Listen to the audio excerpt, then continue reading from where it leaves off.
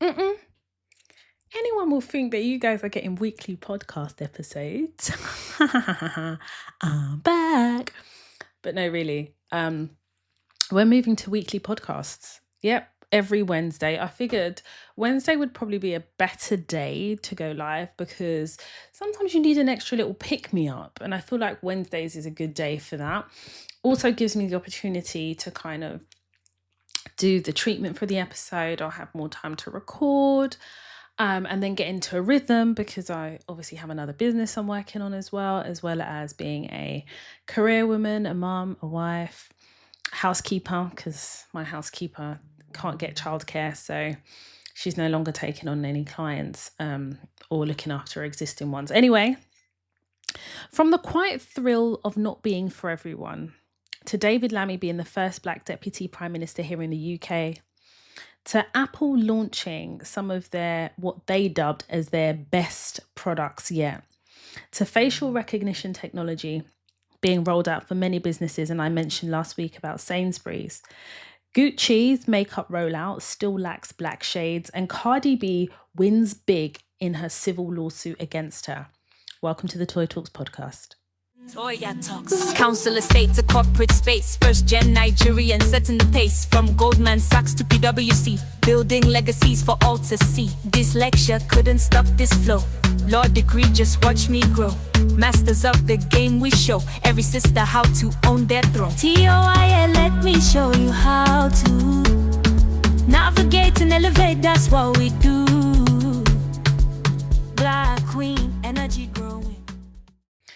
I want to caveat the weekly podcast by saying this. If I have nothing to discuss, I'm not going to record just to record's sake. I'm all about knowledge, learning, and also just not overdoing it. Do you know what I mean? If there's nothing to say, and I've never been that way, if there's nothing to discuss, I just won't do an episode. But I just want to kind of set the intention out there that it's every Wednesday. So I just needed to give that caveat because I don't want anyone messaging me saying, where's the podcast? Because I got a lot of that a while back. And while it's lovely that people love the episodes, it did put a lot of pressure on me. Whereas I just want to caveat that by saying the intentions every week, there is a podcast episode. I'm committed to that, but only if there's something to discuss, or, if there isn't, then we'll wait for the following week on a Wednesday. But if you follow me on social media, on Instagram, Toya_talks, I am very active on there. Even more so now that I recently did a social media health check, and I looked at the Instagram page for Toya Talks and I was like, this is not really reflective of kind of me. It was very chaotic. It was giving recently diagnosed with ADHD. So I cleaned it up. I'm cleaning it up and making it a bit more cleaner in terms of the aesthetic of it and how I want to deliver messaging. And it's just, and I'm going to be honest, it's ever since I had my new housekeeper, who I'm devastated that she's leaving, or that she's left already actually, and the comms weren't great, but she made me see my home through her lens because she also has ADHD. And actually it just revolutionized how I say revolutionize is a big word, but it did revolutionize the way and the lens I look at things in terms of like my personal space. And then it kind of rolled out to my endeavors and the things that I work on, things that I do in my social media. Now, very different from my personal Instagram page, which is kind of me and I can just be and do whatever I want. But I feel like with kind of the Sister Scribble Instagram page and the Toy Talks Instagram page, I just want to be more intentional about the objective and ethos of what I do in those respective businesses. So you'll just see a lot more of a unified, cohesive approach to the respective Instagram pages. I just wanted to say that because I think it's important. And just want to touch on that. My doctor was amazing and she gave me a preliminary diagnosis and she's put it on my file, gave me a referral. And you know how the NHS works. So I'm having to go private. And I think I've potentially found a private healthcare provider that could do their official ADHD assessment. But I've got the preliminary report and I asked for that to be sent to my house, which I was happy with because we're going to talk a bit about that later as to why I asked for it. But yeah, I just kind of wanted to say say that. Anyway, moving on.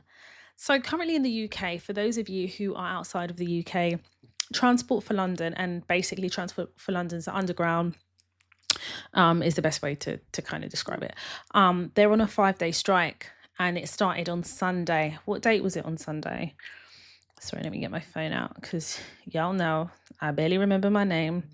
Sunday was the 7th of September. So it will last from the 7th of September to the 12th of September.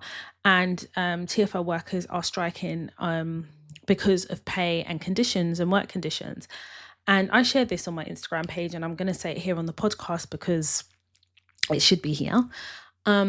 I'm really, really, really, really, really tired and disgusted about how in this country we almost shame people or attempt to question workers who decide that they want to protest against certain things. France are really good at this, right? Whereby you piss them off good enough, especially the waste disposal and the bin men and women, they'll go on strike, and they will down tools, and there will be rats the size of cats nyamming on the bins on the street as they protest a protest against their working conditions and pay. And France will bend the knee eventually because they recognize that they can't continue to live like that, and the workers will force them round the table to have a discussion and reach an agreement. And one thing I actually admire about French workers is they don't tolerate shit. And if they have to down tools for a year, they're willing to do it. Here in the UK, we're still very polite about how we demand certain things, and it becomes a demand because the conversations have broken down.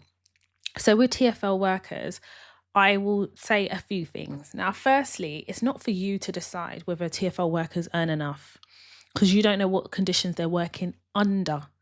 You don't know the shift work they have to do. You don't know the sacrifice they have to do.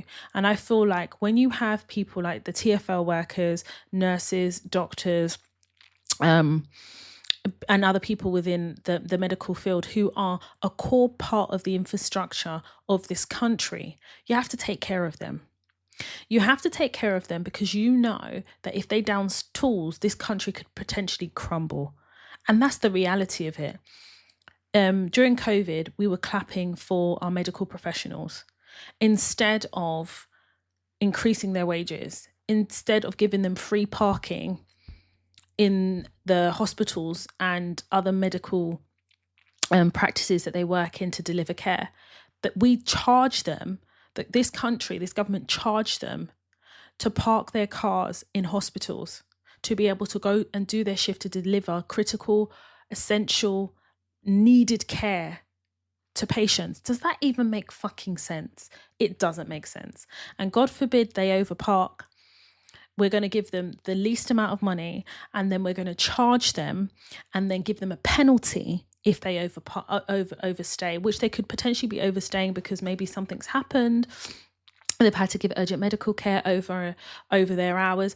It's just a crazy, crazy, crazy concept to me. I never will understand it. So you can then imagine when TfL are protesting in the way that they do. And let's be honest, if you want to create maximum impact, there's no point protesting over the summer or striking over the summer. There's no point striking over the summer. Most people are on holiday, summer leave, You have to strike when there is a maximum potential impact. So September, people returning back to work, returning back to school, and actually people, I don't know where people get their education from, and you only have to look at some Instagram stories and you just think to yourself, yeah, your education's from Daily Mail Online or from Snapchat, because this is madness. When people say things with such confidence and impunity, but they don't read often, that need to attain knowledge and research for comprehension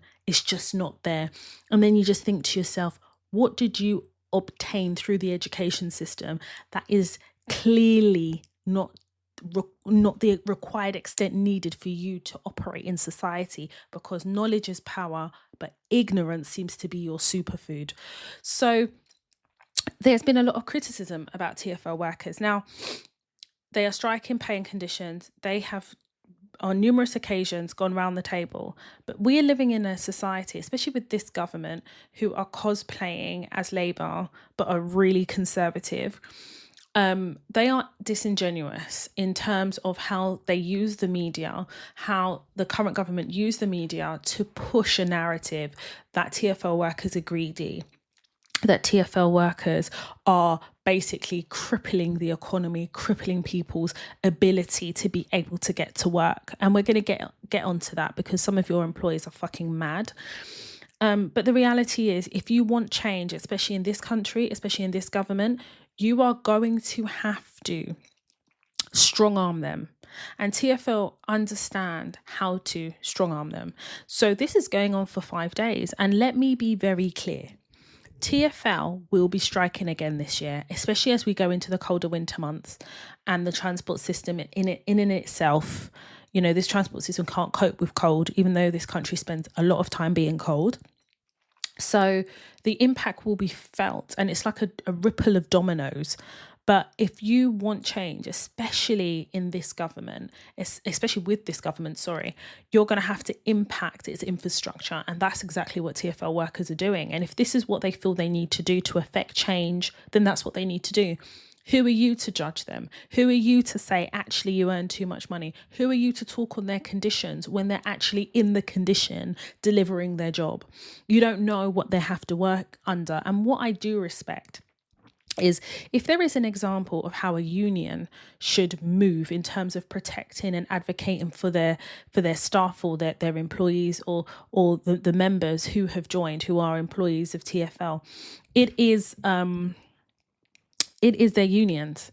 The R&T union, as far as I am concerned, is one of those unions that will really advocate for its members, and they will go to the table. And yeah, maybe some of the things they ask for are slightly unreasonable, but it never starts off that way.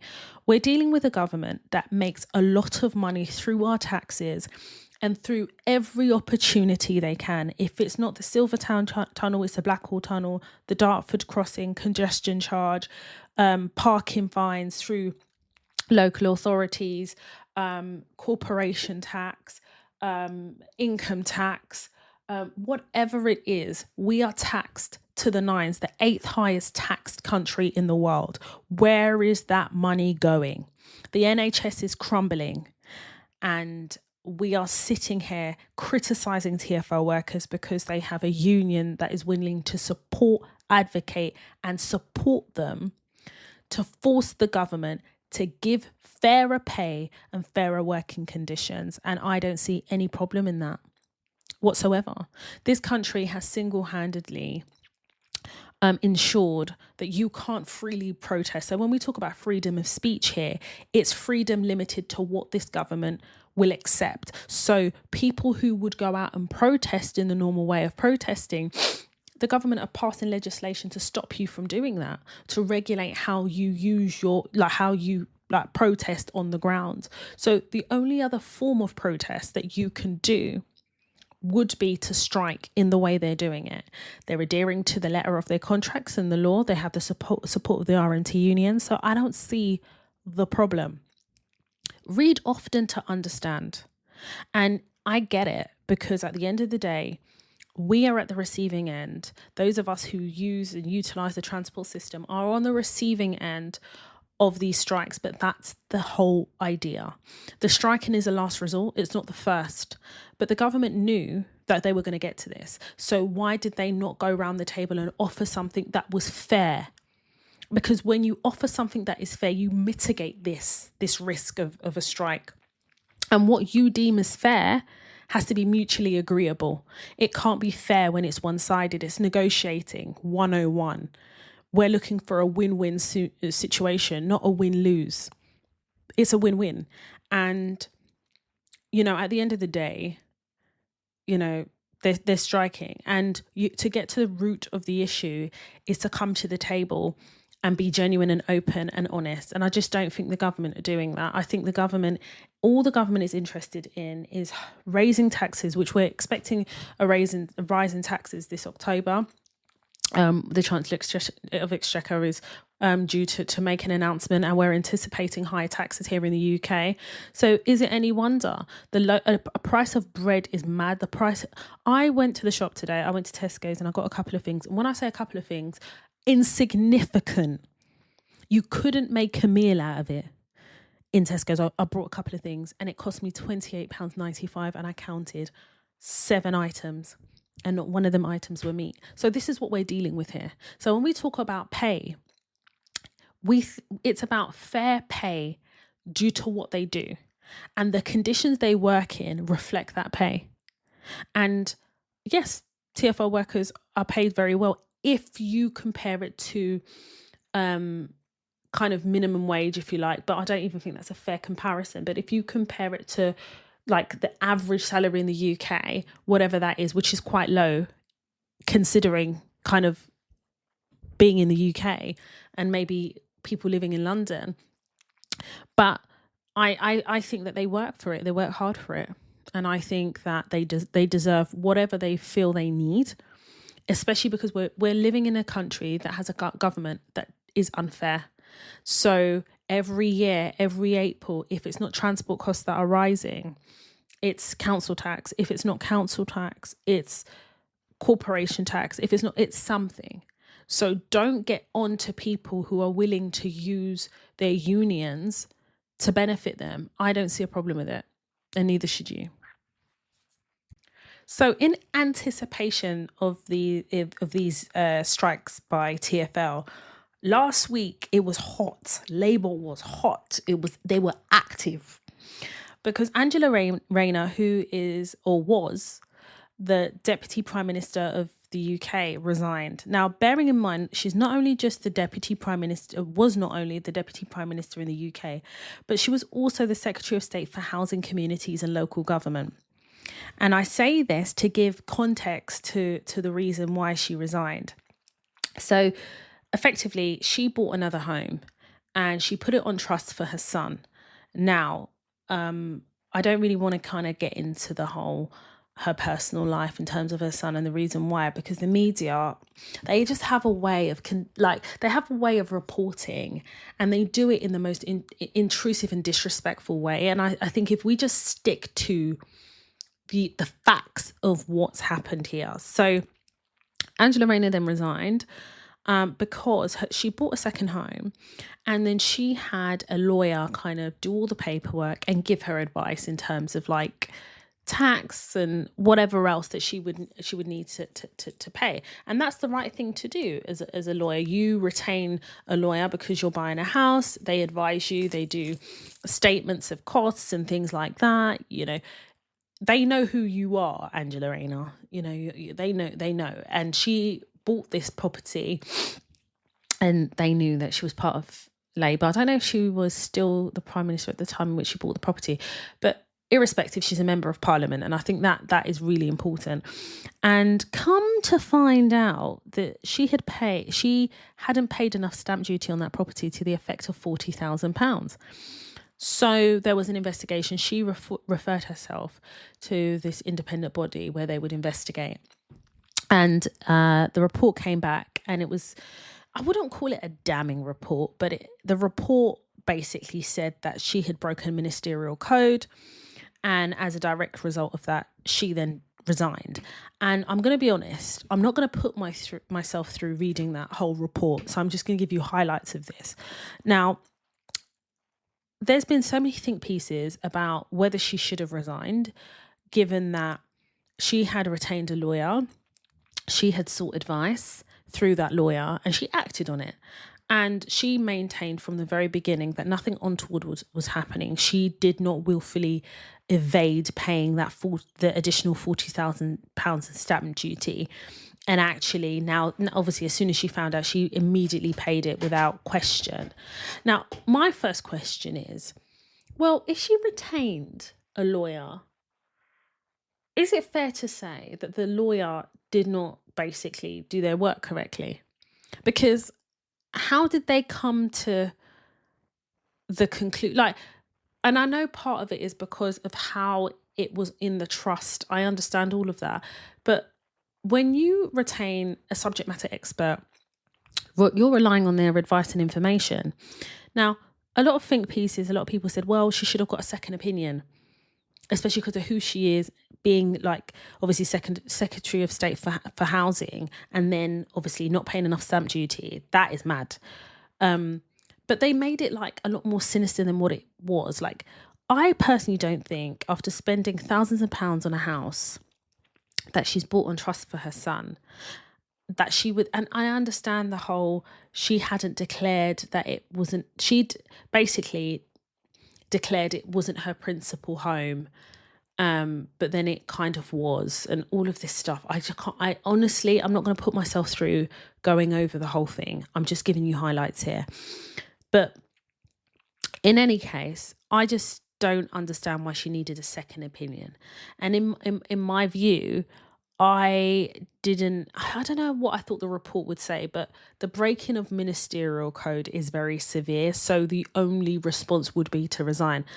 But what I found quite interesting is obviously the leader of the Labour Party, and obviously the Prime Minister of the UK, Keir Starmer, really stood by Angela Rayner. I mean, the entire party did, really.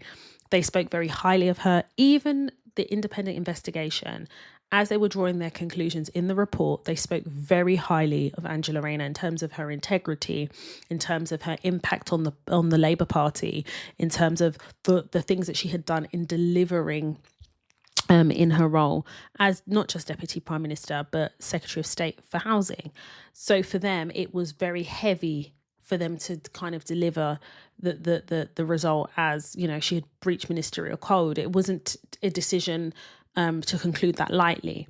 But what was amazing and what needs to be discussed is how her boss, Sir Keir Starmer, is he a sir? I don't know. Anyway, stuck by her. And I think it was testament to what you would expect from your line manager, to have your back, right? How many times have you been in situations in the workplace? Maybe you've done something wrong, or maybe you're being batted up by a member of staff who is maybe senior than you, and you expect your manager to have your back, and they just don't. Because I put my hands up. This has happened to me many a times. And I know that I ride at dawn solo. But the reality is she was very well respected. And I think that has to be communicated, because the Labour Party did communicate that. Keir Starmer looked visibly distressed at the thought that, you know, Angela Rayner would resign. But it's the fact that he was willing to support her. And obviously she referred herself. He made a statement about her integrity, about him trusting in her judgment, about her lifting the NDA associated with her son and her family, you know, being transparent in terms of kind of what's happened, communicating, not hiding anything, not willfully being deceitful. He really had her back. And I looked at that and I thought, if half of our managers could be like that, we would have a fighting chance in the workplace when we're navigating dickheads. If you felt like your manager has your back, like I remember working for an organisation, and it wasn't necessarily my direct manager, but she was like the director of my division, and she had actually been one of the people in my interview panel that actually hired me. And working within this particular organisation, she just had my back. And I remember there was a situation where, a colleague had just been so disrespectful, but he was so senior and he was a blocker to me being able to do something. And I remember having a conversation with this department director, and literally within a few hours, she dealt with it. And she basically said to me, anything you need, I'm here. And there was just this understanding, without me having to kind of go into detail, that she was willing to have my back and advocate for me, especially because she knew I was trying to do my job. And I've not had that for a really, really long time, where somebody, whether you're in the room or not, just has your back. So to see Keir Starmer do that with somebody who he respects, and then her resigning to not put him in a situation where he has to sack her, I think it speaks to kind of how, like, the old school, like for me, it just reminded me of like, back in the day, old school, where, you know, you have a manager and you're like a team, and you truly believe in the essence of what a team is. I apologize, the baby monitor's on, so you might hear my daughter. She does sleep. My daughter talks in her sleep. I think I do that as well, but she talks in her sleep. Anyway, you might hear her. But anyway, it just speaks to that for me. And it made me think about kind of the last time I felt that supported. And it's been a really, really long time. I think kind of being the person that advocates for yourself and has your own back can be exhausting, but it can also be lonely, especially because if you work in a space where you see the sharks, and sometimes when they circle, no one's trying to give you a dinghy. No one's trying to dive in. Ain't no one trying to like distract the sharks. Do you know what I mean? So I talk about this, Angela Rayner's resignation, just to highlight the fact that at the end of the day, she works for the Labour Party. Her line manager is Keir Starmer. And she respected him enough to not put him in a position where he would have to sack her. She left with, I wouldn't say her reputation intact, but people are not seeing the deceit in what she done or didn't do. And I accept that, you have a heightened sense of responsibility when you're a member of parliament, even more so when you're the deputy prime minister, and even more so when you're the secretary of state for housing. But these will also be the reasons why I just don't believe that she would try to defraud, deceive, or avoid paying additional stamp duty of 40k when she would have forked out thousands of pounds to buy the house, to pay whatever stamp duty she paid. It's not like she paid zero. I feel like when she got I think it's the confirmation statement from the lawyers, clearly something didn't go well. And if I was her, I would name the lawyers. Like, what happened? They need to bring a statement. Like, I need a statement. Anyway, so Angela Rayner is no longer the Deputy Prime Minister of the UK. But you know who is? And we spoke about him last week, didn't we? Or was it the week before? We did. David Lammy, who's the MP for Tottenham. We never see him anyway. We never saw him anyway. He's been the MP for Tottenham for years. He was... before he was appointed Deputy Prime Minister, he was actually a Foreign Secretary. I was scared for all of us because I just don't rate that man. Now, me and a friend were talking, and she was like, oh, but he's a black man and first black Deputy Prime Minister. I said, yeah, but what has he done for us lately? Does it show diversity in Labour, or does it show second choice? Is it giving second choice? Does it matter that it gives second choice? But personally for me, and I know this may sound cynical, that is the closest a black person is going to get to being Prime Minister here in the UK, is the deputy. So I don't know if that's a win or it's the consolation prize. But what I do know is I don't rate David Lammy as an MP. So him being the Deputy Prime Minister may be a win for him, because I guess he's set up for life now. But it's not a win for us as a community. I'm sorry, it's not. It feels like a tick box exercise. It really does. Does it advance race relations discussion? No. But what it does do is distract from the race issues in this country. I mean, it was last week I was talking about, people weaponizing the St. George's flag to be racist, effectively, and disguise it as protesting against immigrants, when actually it's just an opportunity for them to use their flag to be racist. Let's be real. Racism in the UK is alive and kicking. It's healthy here. Okay. So I don't think David Lammy being the Deputy Prime Minister now changes anything, because he's not going to talk the things. He isn't. And from my last check, Diane Abbott is still suspended. What is that position? I need to go and check. So David Lammy is not the type of person who uses his voice to advocate for his community. That's not him. He uses his voice to advance himself. Simple as that. Not all skin folk are kinfolk. And just a point of correction, I believe that people are using the St. George's flag to protest against immigration and immigrants in this country that have come to this country. And it's not just about come through to this country illegally. I think it's a general thing. And I just wanted to make that point of correction. Golden letters. So some of us work in organisations where we get bonuses, okay?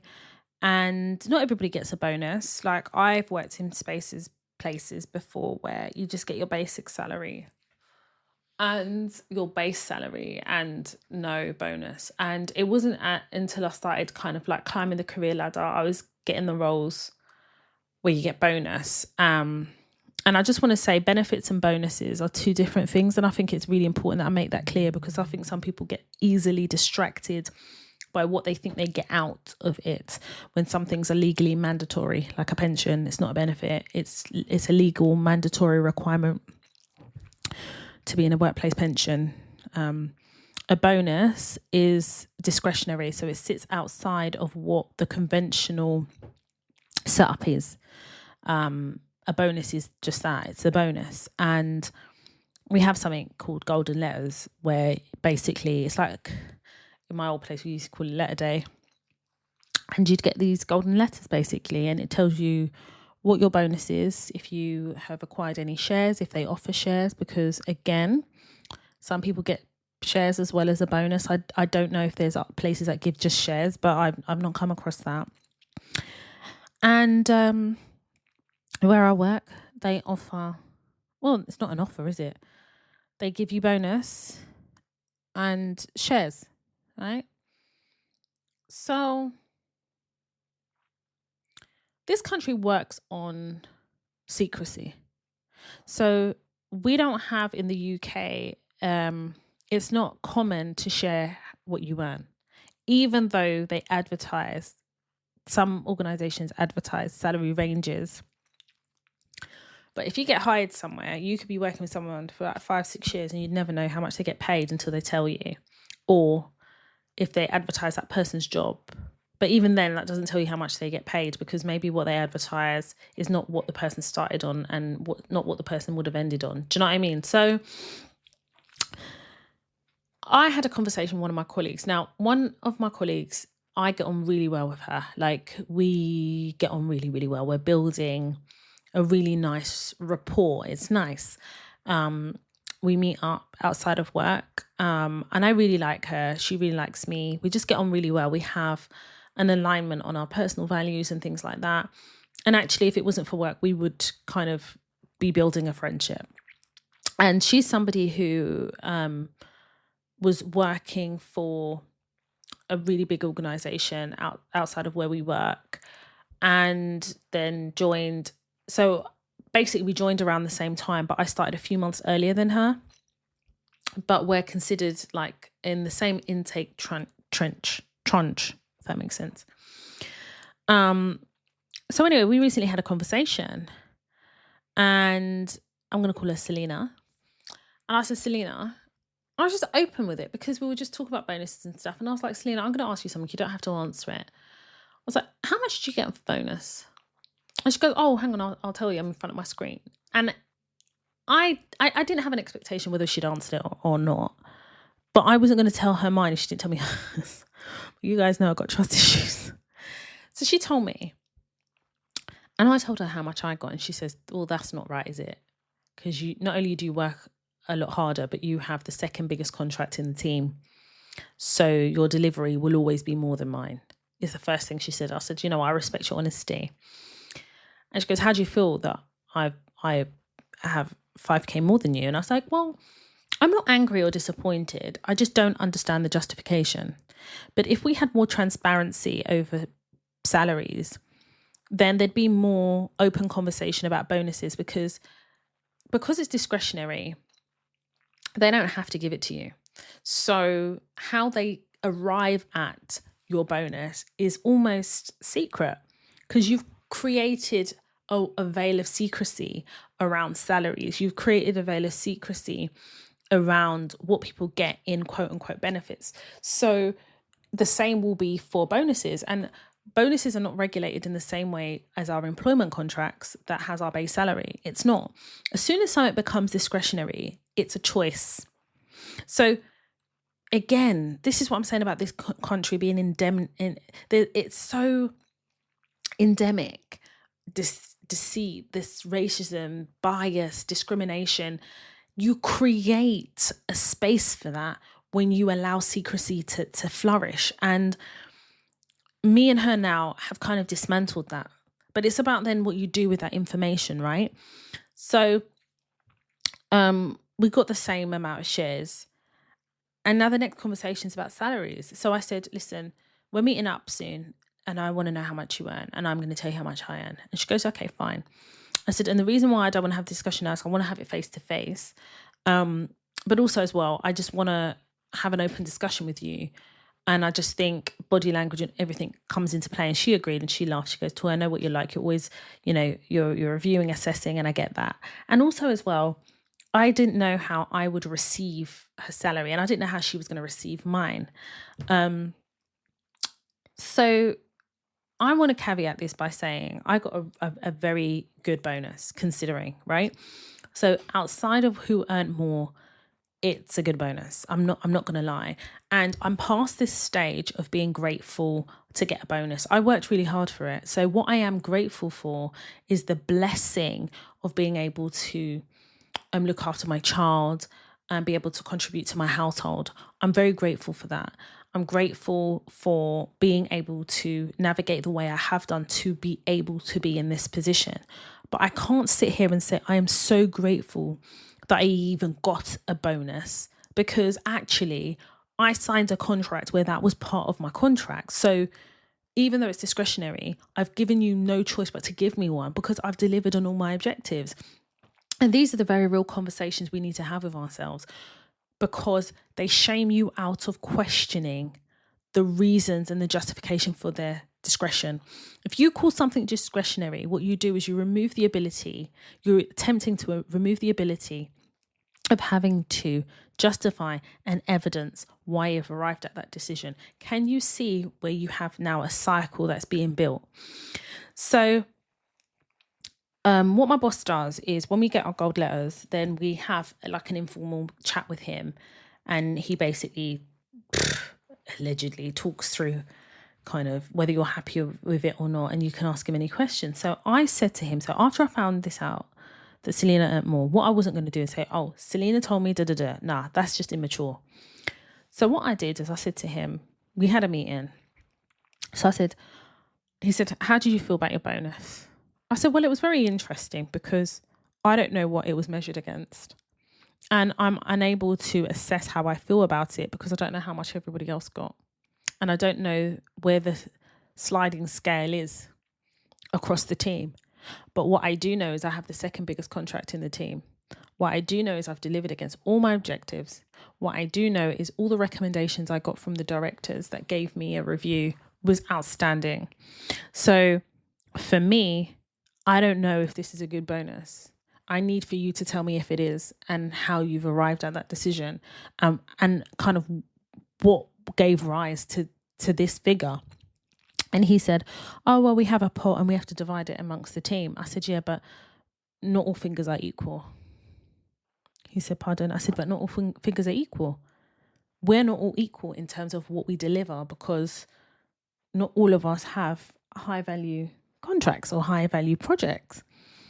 And I said, when I started here, I was benched for 2 weeks and I've been all systems go since then. And it's almost 2 years now. So I don't know, like, what we're saying here. I mean, if I take who my intake tranche is Selena, I mean, I wonder how much more or less we got than each other. He said, well, I wouldn't compare you two. I said, no, I wouldn't either because I've got the bigger project.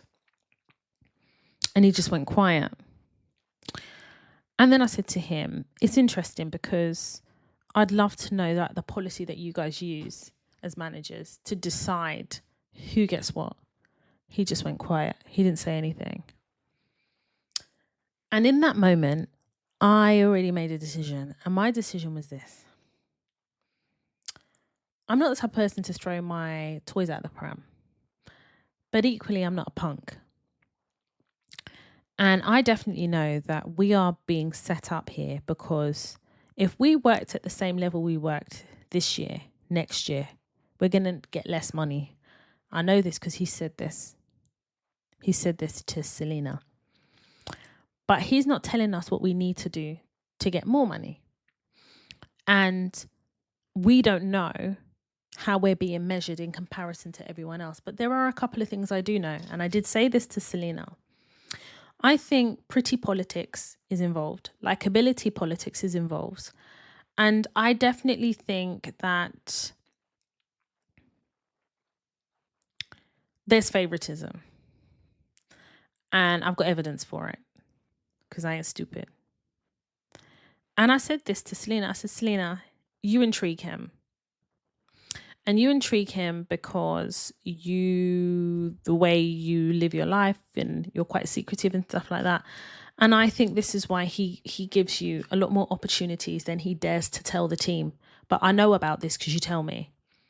And it's unfair because whilst he's giving you more opportunities, he's not allowing us those opportunities that give us a greater opportunity to gain more.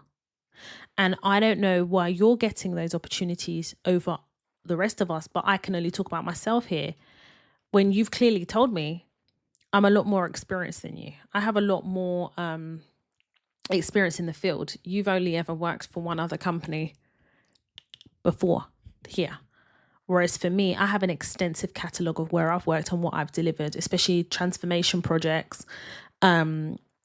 like big projects here that I could name and you would know about. So this is not making sense to me.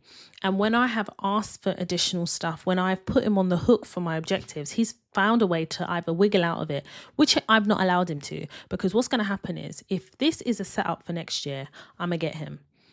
Because I anchored some of my objectives on him doing certain things. So in the way he's measuring me too, I'm measuring him. That's the truth of it. So anyway, when I said this to Selena, she agreed. She goes, Toya, I would kiss a bit of ass. I'm not going to lie. I would. Whereas you're not like that. You won't kiss ass, but you're probably, if I'm honest, one of the most respected people in the team because you don't kiss the ass. You deliver and you are quite happy to tell us and teach us how you do your thing. But in reality, part of the politics is being able to kiss some ass. And there is that element of favoritism that you get as part of that bias when you work with someone, which I agree and I understand. Now, one thing with me is I'm not the type of person, I'm not here to convince you of what I do or who I am. And I'm not saying that my boss doesn't appreciate me, but I need monetary appreciation in the exact same way as that verbal.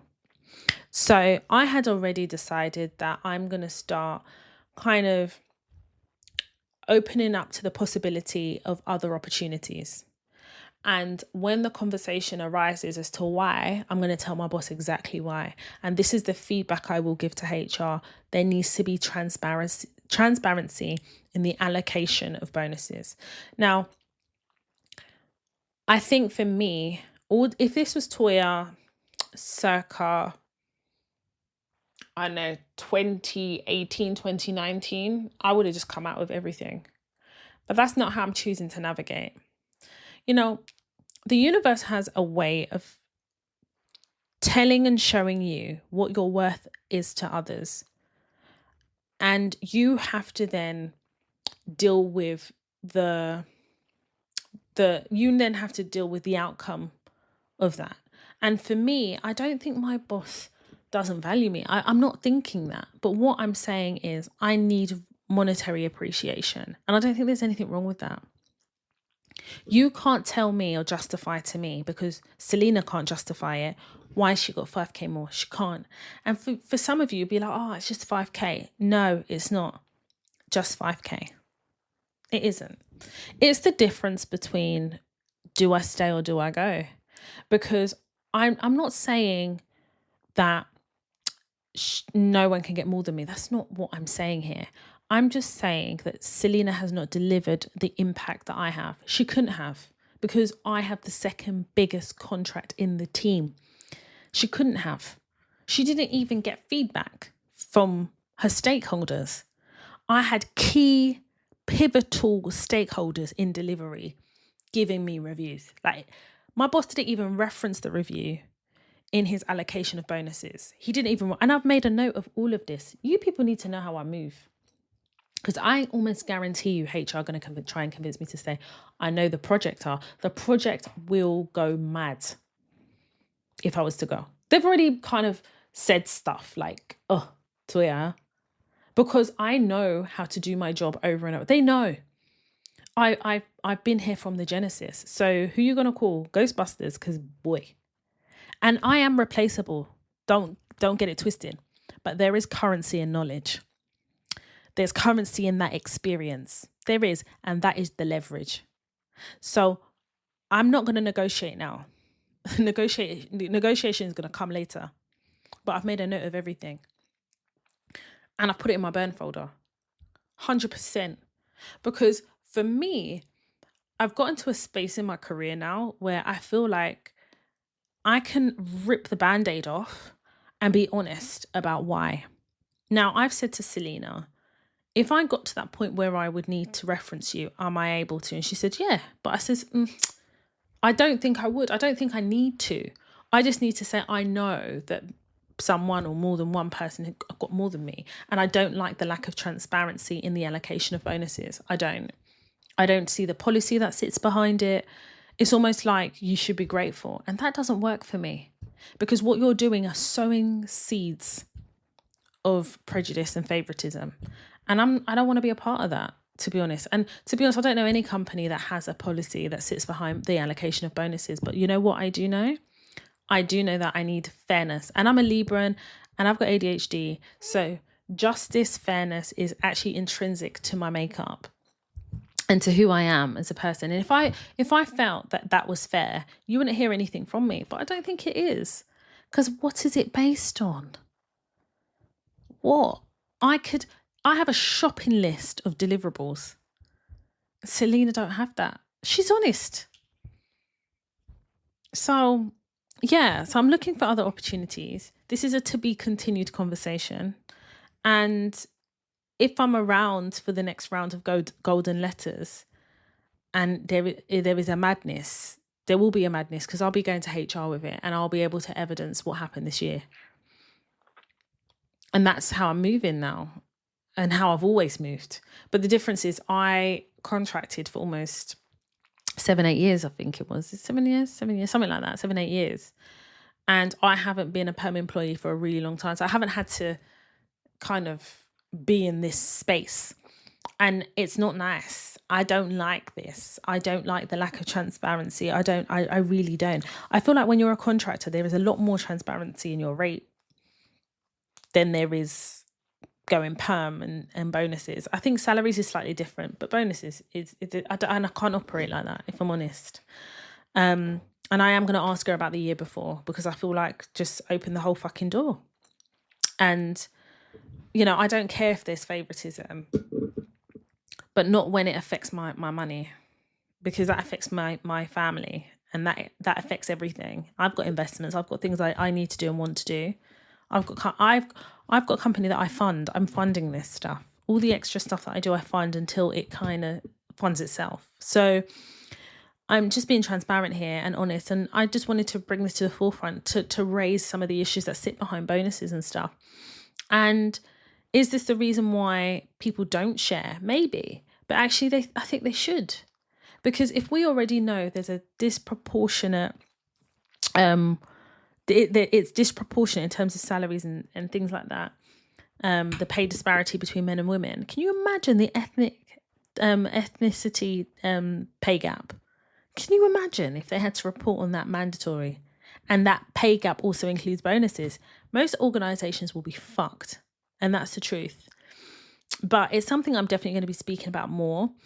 And I invite you to share your experiences. I want to hear from you guys. But this is a to be continued conversation because you see one thing with me, I'm not a punk. One thing I will definitely give the US is they're a lot more open about pay and salary. The US are definitely a lot more open.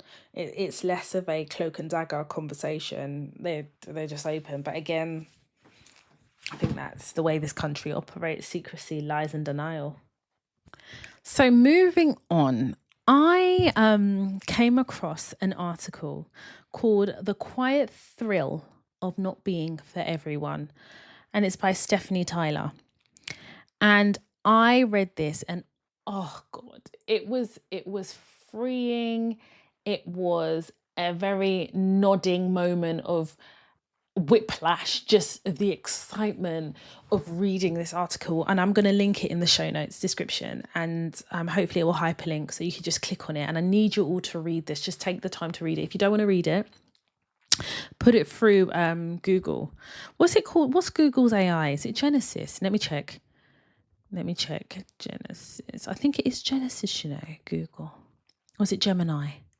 It might be Gemini. It's not Genesis, it's Gemini. Yes, Google Gemini. So what you could do, if you could put the link into Google Gemini and it'll read it to you. Oh, honey.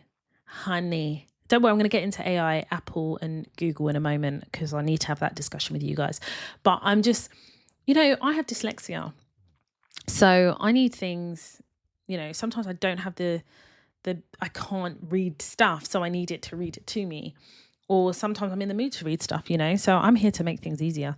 But yes, the quiet thrill of not being for everyone. So without kind of giving away everything, I just kind of want to give you some highlights about the article. And basically the article, and I will refer to Stephanie as Tyler. So Tyler talks about the idea that we need to stop curating our personality and stop translating for people who never intended to understand us in the first place.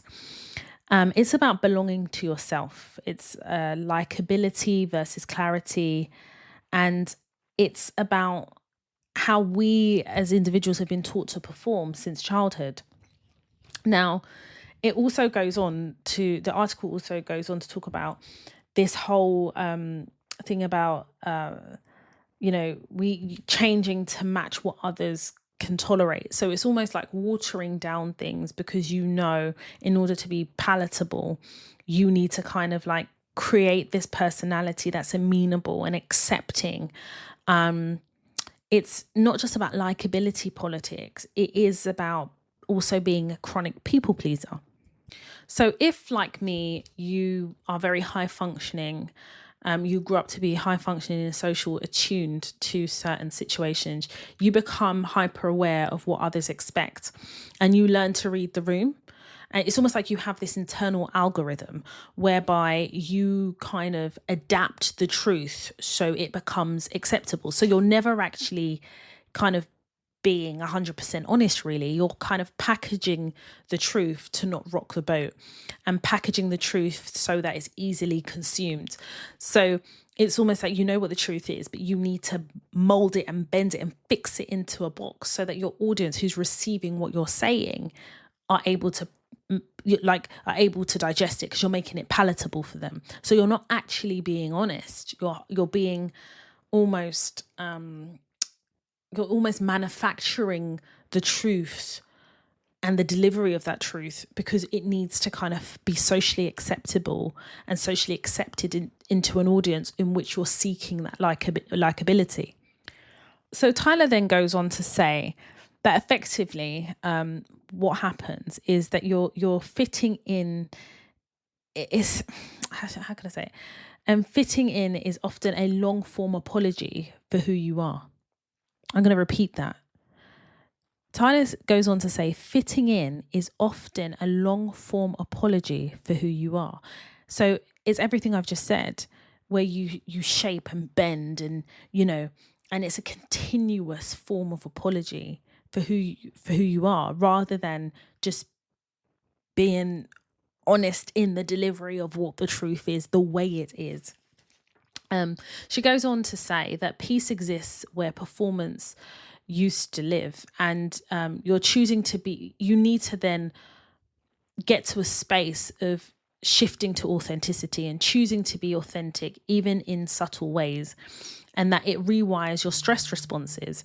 So your nervous system will then learn that social disapproval builds resistance rather than seeking a social approval that you're always chasing.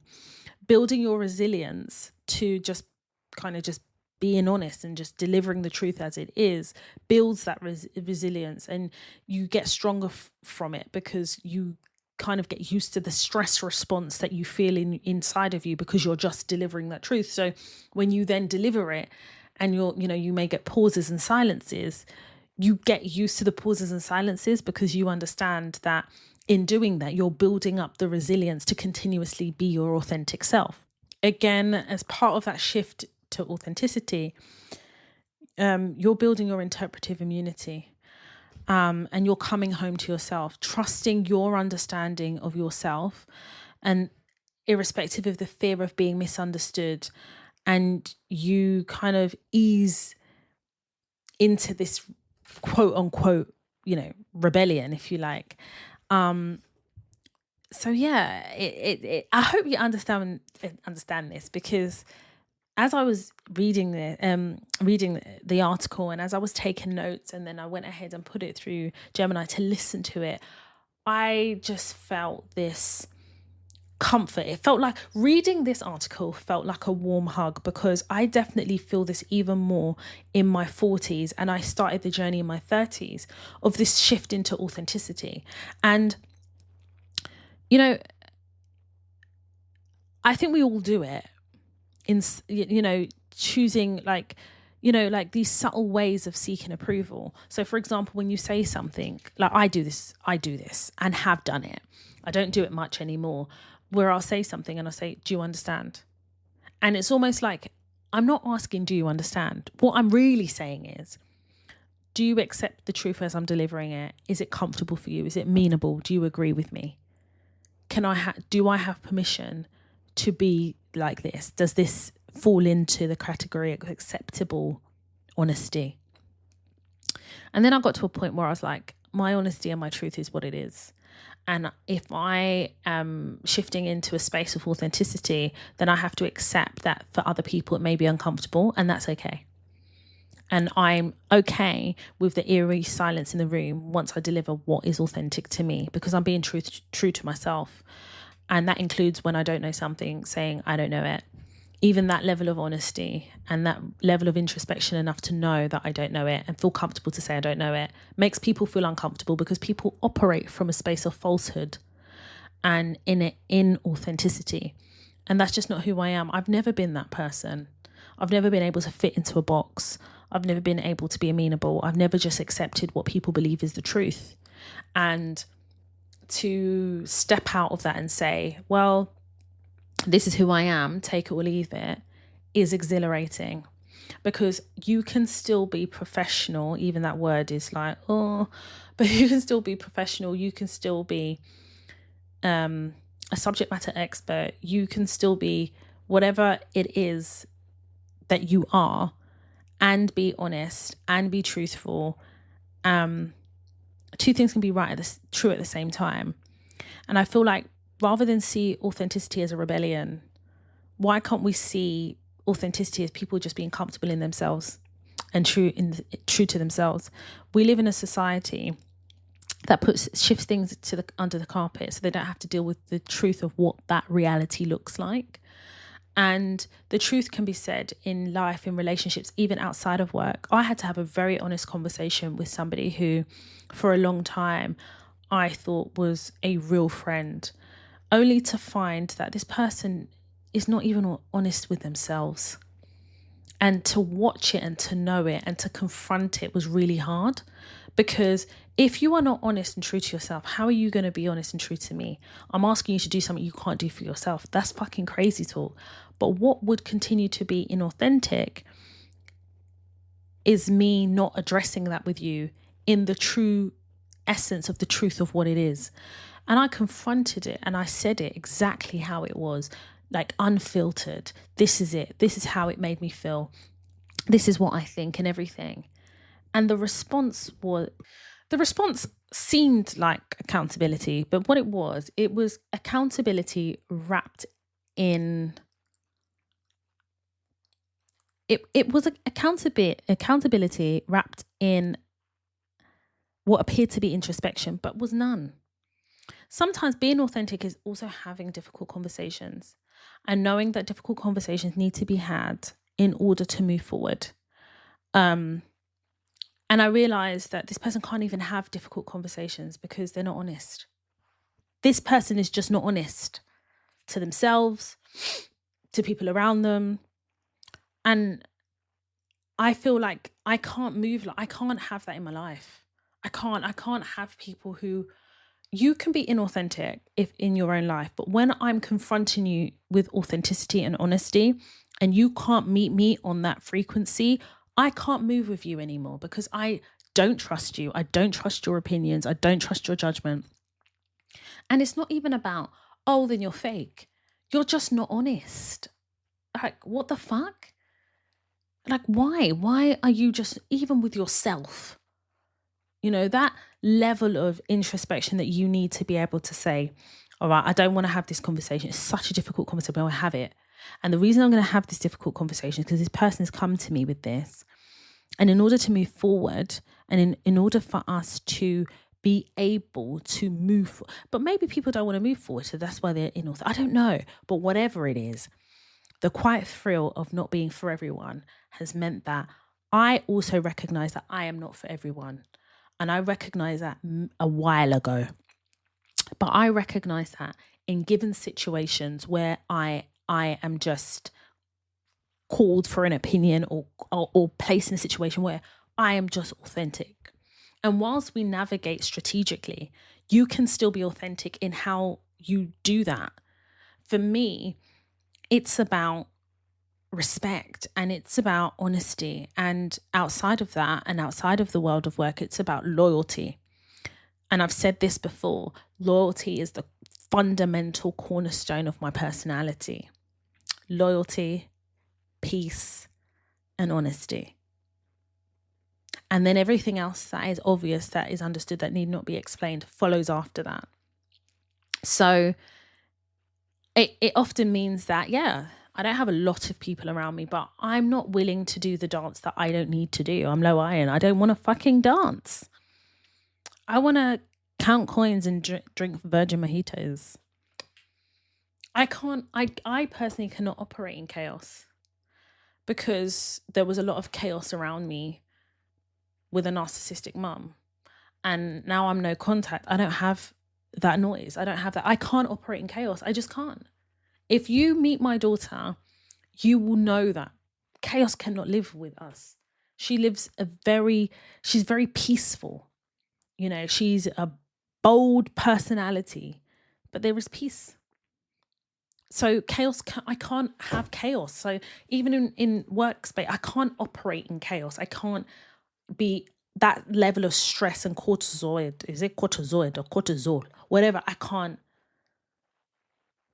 Peace lives here.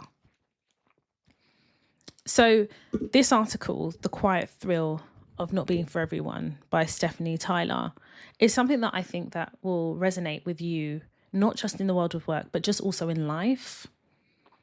And I think it's important that we have these conversations, especially as we're talking about navigating the world of work and what you're looking for. Because some people are happy to work in these stress levels, but their nervous system is saying otherwise. And whilst no organization is perfect, and I don't think anyone is ever looking for perfection, I think what we're looking for is a space to exist as your authentic self, a space to exist in peace, and a space to exist whereby ... you finish the sentence. That's what I think. Yeah. So go ahead and read the article. Let me know your thoughts. I'm just so interested to hear what people think of this article because I just found it, like I said, it was like a warm hug. That's how it felt reading it. And I wish that it could be a think piece for team meetings because you get to see what people think of the truth. Do you need a bit of non-truth to be able to survive in the world of work? And I don't agree with that.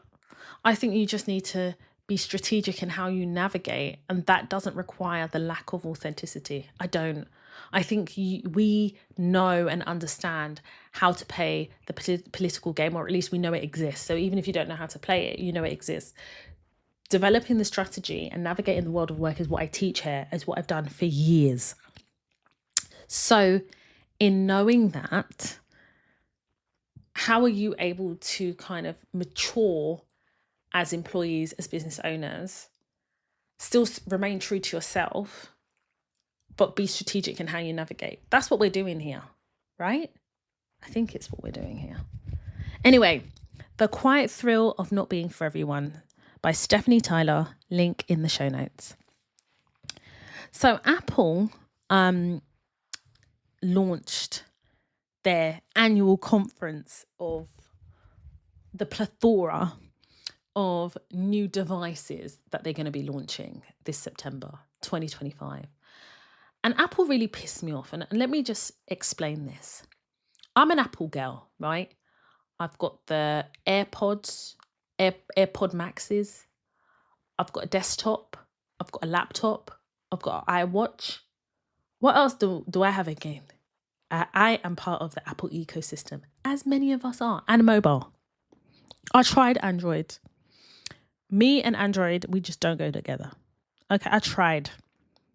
It was a lot. Okay, I think I almost had a breakdown. I cannot. Oh, it was a lot. Android users, I don't know for you people, though. Anytime I see someone with an Android, I just think they must drink a lot of Panadol. That's what I tend to think, because I think that Android phones are headaches. I can't. There's some people off for Android, some people off for Apple. I'm Apple. And Apple basically have launched all this stuff. Like, they have live translation on the new Apple AirPods Pro 3, and the technology is fantastic. If it works the way they say it works, literally you can have your AirPods in, someone speaking a different language to you, your AirPods will translate, lower it so that you can hear the person, but also hear what Apple is telling you is the translation. Technology day, wala day. So Google Translate, bruv. That's in direct competition with Google Translate, isn't it? Because even when you want to speak to the person, you can then show them your phone, or you could show them your phone and it will translate what you want to say, or it will say it for you in that language. Bro, technology. Me, I'm still remembering Blackberry. I was about to say Burberry. Blackberry. But I say all this to say, I'm really disappointed in Apple innovation, because we have ChatGPT, you have Copilot, you have Google Gemini. I'm sure there's many other AI technology, but I'm really disappointed in Siri. Was it called Siri for Apple? I don't even know what it's called. I feel like Apple need to step up, because Google have stepped up. And if you don't believe me, go ahead and check out Google Gemini and see how it works, especially on the desktop. And I think you can use it on your phone in the same way, but I use Gemini typically on my laptop. Go check out. It's absolutely amazing. The technology that Gemini possesses is fantastic. And I'm talking about from being able to, it does this thing, right, where you could put an article in and it can create a 5-minute podcast talking about the themes and everything, and then discussing different topics around the article. That for somebody who has dyslexia or any form of learning difficulty, do you know how transformative that is? And the technology is only evolving. And the only disappointing thing about Google is their phones are not reaching the level in which their technology is. I don't particularly like the Google phone. I do think it imitates a lot of Apple, but it's weird. It's just not, again, it falls under Android in my opinion. It is Android, I think. Yeah, it does run on. See, I don't even know again about Android. I only know about Apple. But Apple are disappointing, because I just feel like they should be the leaders in that technology space in terms of AI. And I just don't think they are. I think ChatGPT is absolutely fantastic in the way it works when it works. But Gemini is doing things, bruv. So Apple tend to come out with technology every year. And I do think they have mid-year reveals as well, but the big one is in September. But we all know, Apple has had quite a few lawsuits allegedly slowing down older devices to force you to buy new devices, for example. How many different ways are you going to insert a camera on your devices? How many different ways are you going to, stretch out the phone? If it's not Pro Max Max, it's Pro Max. If come on. Like, we need something different. I can't believe that Meta came out with the glasses and Apple haven't. Apple are prime for that. Like, one thing is with Apple, they will always have razzmatazz. If you see this conference that they delivered today in terms of the new iPhones, new headphones, new Apple phones, new watches, razzmatazz, they have money. That marketing team have a fat off budget. What? The cinematic photography, the actors, the aesthetic of Apple. You're buying into the aesthetic. No lie. It is the aesthetical. Because even me, I was looking, I have to upgrade this phone. Every 3 years, I change my phone. I buy my phones outright, by the way. To me, it just works better. And through my business and everything, it just works better for me. But it's because I've got an Apple 14 Pro Max. They've discontinued it. Now they've developed this new chip. Is it A10? Whatever the fuck it is. And it's just my phone now. It's just slow. It's just doing all the things. So I have to upgrade. I haven't got a choice because I can't have a slow phone. And I tried to get a new case for it from Apple. And fuck, they've discontinued it. Don't tell me to go on Amazon. Sometimes I just want to go to Apple, innit? And just get the thing. Just leave me the fuck alone.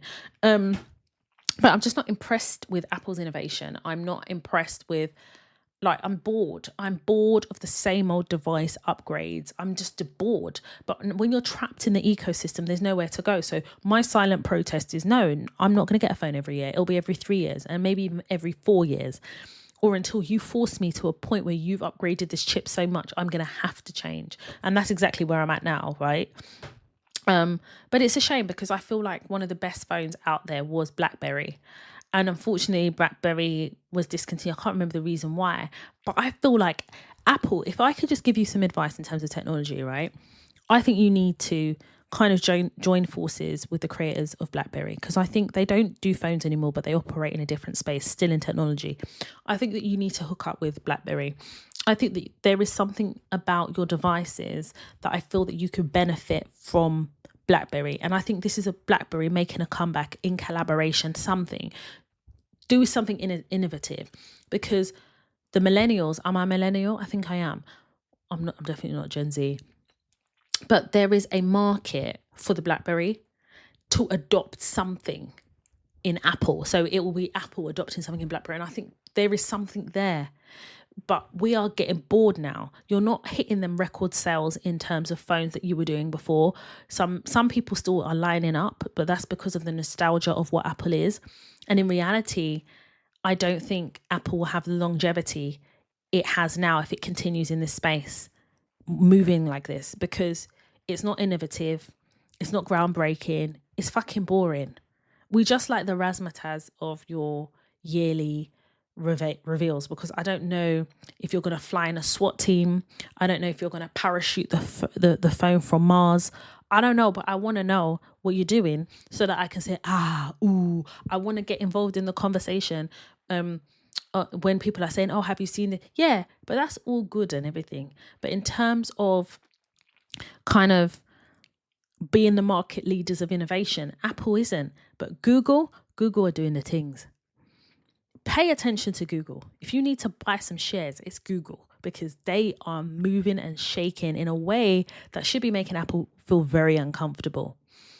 But that is my technology segment, delivered live and direct from the Toy Talks podcast. I hope that all makes sense, but I'm really passionate about technology. I love tech. I can't lie. If you see my office, my husband calls me tech support, but I like things. I like things. I like tech. I will go to these tech conventions, I'm a big committed geek. But I think the issue that we have with technology, we have market leaders and unfortunately not leading. So what happens is people then start thinking that they can have the benefit of an Android and then maybe run back. But I don't know. But Google, there is an opportunity here. There is a gap that Apple are leaving wide open. And I don't know whether you're going to have to headhunt some of the the tech developers in Apple. I don't know what you're going to do, Google, but having a great AI platform, but having a shit phone is not working either. Yeah, we need hand in hand. Talk to BlackBerry. Bring it back. There is a market, there is a gap, there is a need. We will support you. I say we, but no, it's not like y'all told me, but I'm just creating another avenue for consideration here, because it's not me telling you the problem without trying to give you some type of a solution or at least a suggestion. Can you see what I've just done now? Technology direct. Moving on. Y'all know I love me some Cardi B. I love Cardi B. And then when I found out she was a Libran, it made so much sense because I understand her. Like when she says stuff, I get it. And then when I found out she was a Libran, I was like, yeah, I get it. Girl, I love her bad. Yeah, I think she's amazing. And I love her story. I loved her on Love and Hip Hop. See her shining and wilding and doing her thing is amazing. I love that growth. I love her success because it was authentic. It was her. And she's always remained true to herself. She definitely is an authentic queen in terms of like who she is. She's unapologetically her. And I feel like that's contributed to her success in music, in everything she touches. When she is being herself and she's not creating a personality, she wins. So recently she was in the headlines because she was slammed with a civil lawsuit against her for battery and assault. The alleged victim claimed that at the doctor's office in which Cardi B was pregnant with her last born child, and this woman was allegedly filming her at the doctor's office. So, you know, as you would expect, Cardi B got really angry. They got into a heated heated argument, sorry. And they were separated. But the woman alleges that Cardi B struck her and it just didn't happen. And Cardi B was like, listen, I was pregnant. There was no way that this could happen. There was no witnesses in the doctor's office that corroborated the alleged victim's accusation. She then decided, the alleged victim decided to sue Cardi B for what I believe is $24 million. And she lost. Yeah, they basically said, we believe you, Cardi. We don't think you battered or assaulted this alleged victim. There was a heated exchange, but that was about it. There was no assault. Cardi B then took to the steps of the courthouse to basically say, listen, I didn't touch this woman. And Cardi B throughout the court process was just like, she was just herself. And there was a lot of speculation that she was pregnant when she was in court. And obviously she's no longer with Offset, all of that. But Cardi said something that was really poignant. And she basically said, listen, I did not touch this woman. And this was a fucking money grab. And she basically said, listen, I'm happy that the court, the judge, the jury, they could see through this woman. But let me be very, very, very clear. I could countersue this woman, but I'm not going to do that now. I'm going to be nice because at the end of the day, I've missed my children's first day at school. I missed part of their summer because I was having to deal with this court case and my lawyers. I've paid all this money to lawyers. But I'm being clear, is what Cardi said. The next person that frivolously makes a claim against me that is false, I will countersue. And it just reminded me of 50 Cent because 50 Cent lives it, breathes it, he be about it. If you sue this man frivolously, he will countersue. And he will take you for everything you don't have. He did it with Tierra. He ain't having it. And I feel like when you're a celebrity, you need to be clear about where your boundary is. And I love that for Cardi because basically she's saying, make a false claim against me. It's a money grab. I'm a grab what you don't have. And I feel like a lot of us need to adopt that attitude because I definitely do. I have that vex money. Come for my brand, come for me, be crazy. We're going to court. I can't be bothered with, you're a this, you're a that, TikTok live, it's all shit. Sometimes you've got to tell people, I'm going to take it there. Where you don't have the funds to deal with the repercussions of your stupidity, that's where we're going to take it. And I think even us as citizens, human beings, you know, we're not celebrities, but people will try and come for your business and you have to be ready to go. Because some of these people are fucking crazy about your coming on the internet to say, make false, what? That's crazy. But I think we could learn from these celebrities rather than go back and forth. Just make an application to the court. It's long for people because they think, oh, it won't go there. Listen, it will go where you take it. Simple. So big shout out to Cardi B. Congratulations on your win. Hopefully you can put a line under this. And I love like what she said on Twitter. She goes, listen, my fans, don't look for this woman. Don't cuss out her family. Don't drag her. Don't do this. Don't do this. I want to put a line under this and move on. But hear me. Come for me again. Anyone, fictitious litigant, come for me with your frivolous claims. I'm a countersue. And you know, in America, once they countersue, and she's sued before. Didn't she? Cardi B sued that. What's that woman's name? I can't remember her name, but I can see her face. And basically, the woman declared bankrupt. Cardi B is not to be fucked with. She can learn a lot from 50 Cent because 50 Cent don't play that either. Facial recognition technology. So I think I mentioned before. Yeah, I did. I mentioned that Sainsbury's are introducing facial recognition technology. And what they're saying is it's a deterrent because they have a lot of shoplifting. They lose a lot of money every year. So for them, that facial recognition technology basically will support them in protecting their business.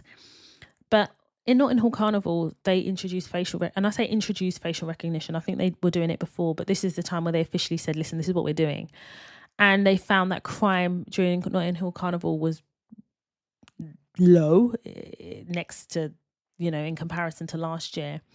But it often acts as a deterrent more than anything else. And it allows, law enforcement to be able to arrest and diffuse and mitigate what would have been really dangerous situations by using this facial recognition technology and intercepting criminals, identifying criminals as well before they reoffend, or those who have offended, to capture them and arrest them for crimes committed. And I think the problem with facial recognition is to do with the technology, and it's to do with the fact that your face, whether you're innocent or not, is captured within this technology. And for those of you who don't know, that discrimination sits within AI as well.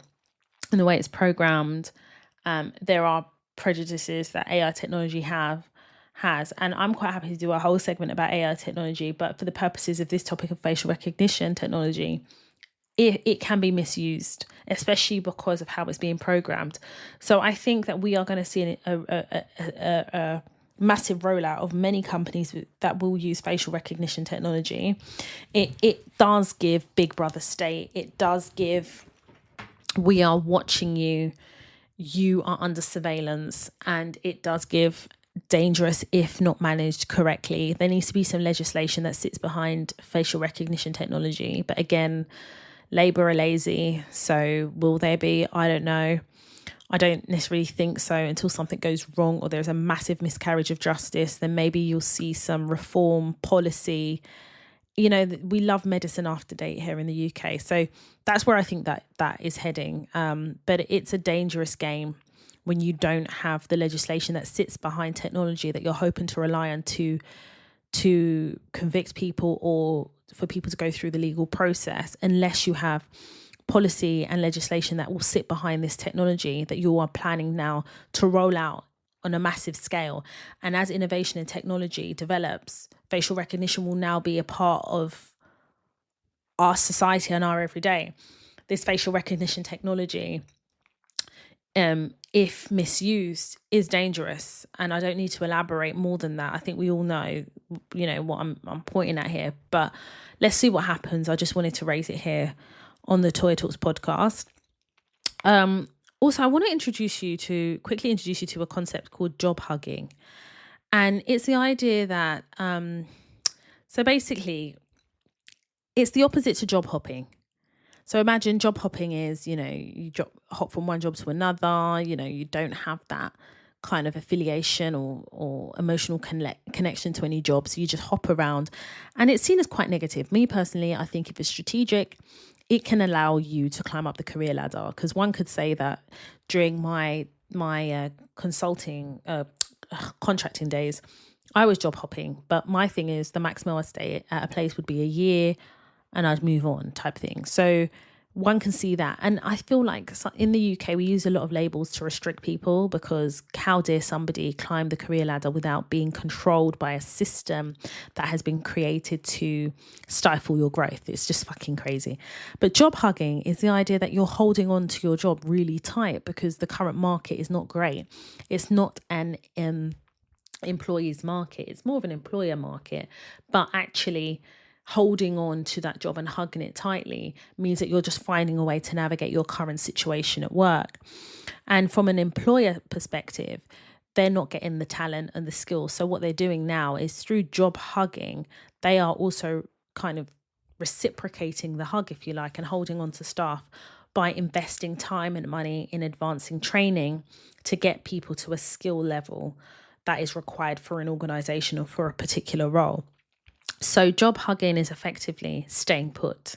It's the idea that there is a mutual exchange of hugs whereby the market is very volatile, so you want to stay where you are, and it's not safe to kind of venture out, especially because there's not enough roles, or roles are not paying what they should be, or there has been mass redundancy, so it's affecting the market directly and it's flooding the market with job hunters, with potential employees. So you're hugging this job, and in response to the lack of skill within a particular industry, an organization are finding the money, because organizers always tell you ain't got no learning and development fund, they're always lacking something, there's a blood clot problem, but they're saying, actually, we're going to hug you back, and we're going to invest time in you to get you to that skill set. And whilst we keep hugging each other, this relationship becomes mutually beneficial. Job hugging. So I thought I'd tell you that in case you hear it just on the off chance. You know me, I'm always trying to spit that knowledge to you. So moving on, a Black woman inventor, her name is Brie, says a white woman stole her hair clip idea, then sued her. So I am reading this from High Level Conversations _ on Instagram. So a Black woman entrepreneur called Brie designed a magnetic clip made to hold braids and locks after another woman, Kristen, began selling a nearly identical product.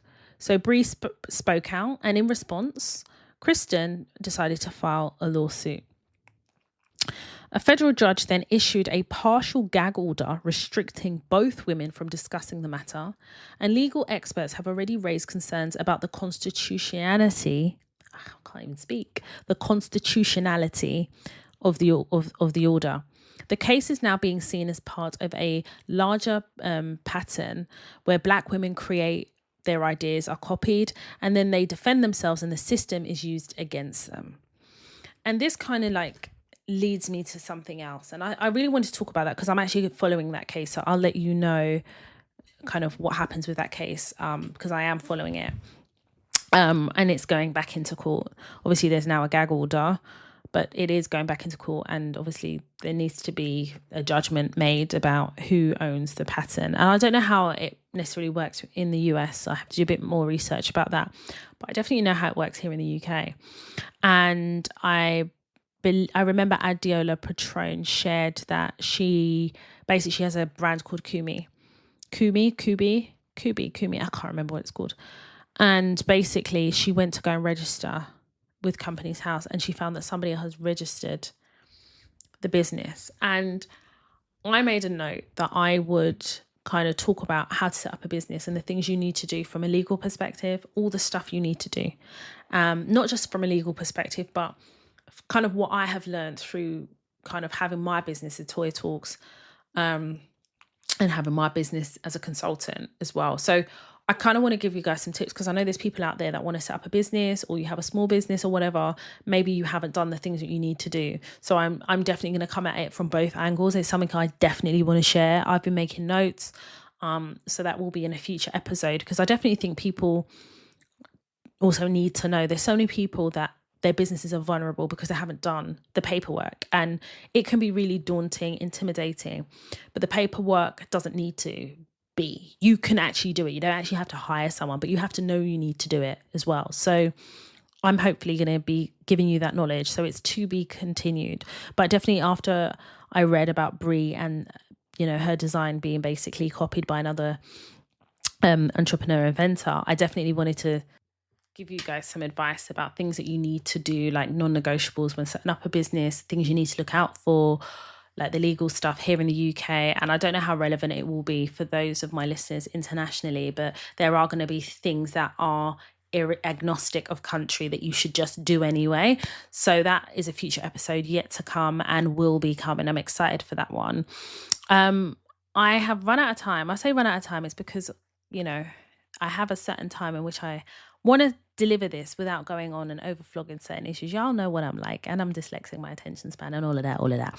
But also in the next episode or a future episode, I do want to talk about the Equality Act 2010 in terms of how it defines disability and what is categorized as a disability, because I don't know if you're aware, but the definition of disability under the Equality Act 2010 of the UK actually considers people who are neurodivergent as being categorized as a disability. So people who have autism, ADHD, dyslexia, dyspraxia. Yeah. So today I actually did a course. I found a course that I had done on the Equality Act 2010 because I wanted to increase my knowledge. It's important to know. And whether you've made a disclosure to your employer or not, you are still protected. Yeah, we're going to get into that future conversation. I'm very excited. Anyway, I'm going to leave it there. I think we've covered everything that I wanted to discuss on this week's episode of the Toy Talks podcast. But of course, before we wrap everything up, I do want to say a couple of things. Y'all know how much I love the Toy Talks podcast. We've been on this journey since I recorded my first episode in 2019. We went live in 2020.